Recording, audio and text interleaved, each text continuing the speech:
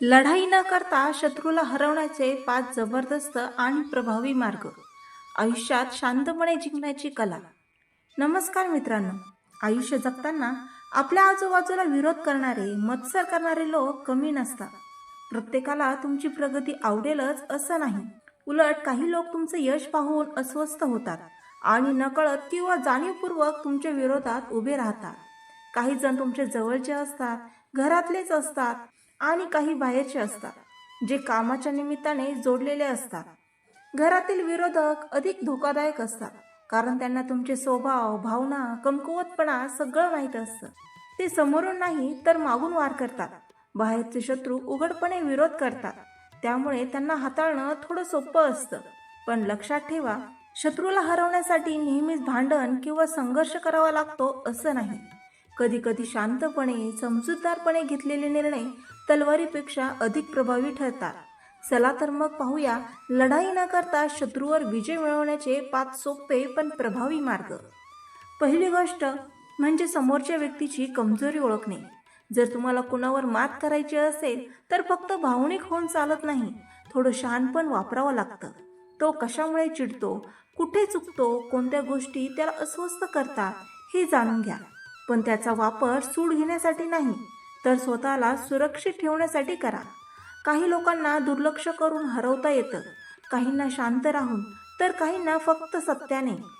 समोरचं चुकीचं वागत असेल तरी आपण तसंच वागलो तर फरक काय राहिला? उलट त्याला जाणवायला हवं की तो चुकीचा आहे आणि तुम्ही वेगळ्या स्तरावर आहात. एकदा त्याची कमजोरी समजली की कुठे बोलायचं आणि कुठे गप्प राहायचं हे स्पष्ट होतं. हे लढणं नाही, ही बुद्धीची खेळी आहे. दुसरी गोष्ट म्हणजे स्वतःला इतकं मजबूत बनवा की समोरचा आपोआप मागे हटेल. शत्रू नेहमी त्यालाच त्रास देतो ज्याला तो कमकुवत समजतो.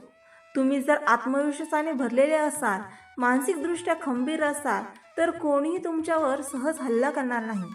समाजात ज्या लोकांकडे पैसा, पद किंवा दमदार व्यक्तिमत्व असतं, त्यांच्याशी लोक सहज पंगा घेत नाही, कारण त्यांना माहीत असतं की त्याचा परिणाम काय होऊ शकतो. तुम्हीही स्वतःला आतून मजबूत बनवा.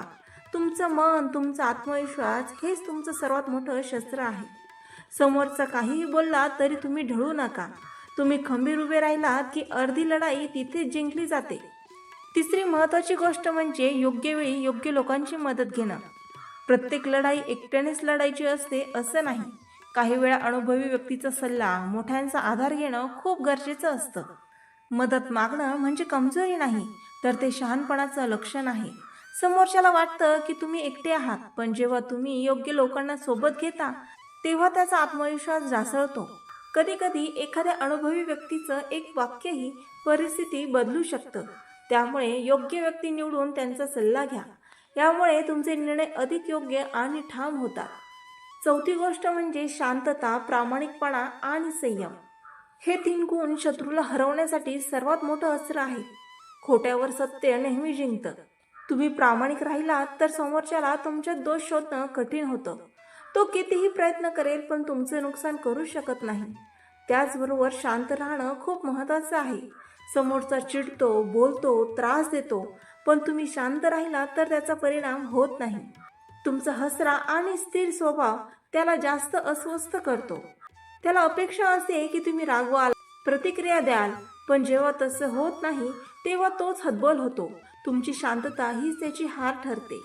पाचवी आणि सर्वात प्रभावी गोष्ट म्हणजे तुमच्या यशाने उत्तर देणं. काही लोकांना शब्दांनी हरवता येत नाही, पण तुमच्या प्रगतीने ते आपोआप हारतात. तुम्ही पुढे जात राहता आणि ते मागेच राहतात. त्यांना वाटतं तुम्ही अपयशी व्हाल, पण तुम्ही यशस्वी होत जाता. तुमचं यश त्यांच्या अहंकाराला धक्का देतं. मेहनत, प्रामाणिकपणा आणि सातत्य यामुळे मिळालेलं यश कोणत्याही वादापेक्षा जास्त प्रभावी असतं. तुम्ही काही बोलत नाही, पण तुमचं काम बोलतं, आणि जेव्हा तुमचं काम बोलायला लागतं तेव्हा समोरच्याचं बोलणं आपोआप बंद होतं. मित्रांनो, शत्रूला हरवणं म्हणजे नेहमी भांडण करणं नव्हे.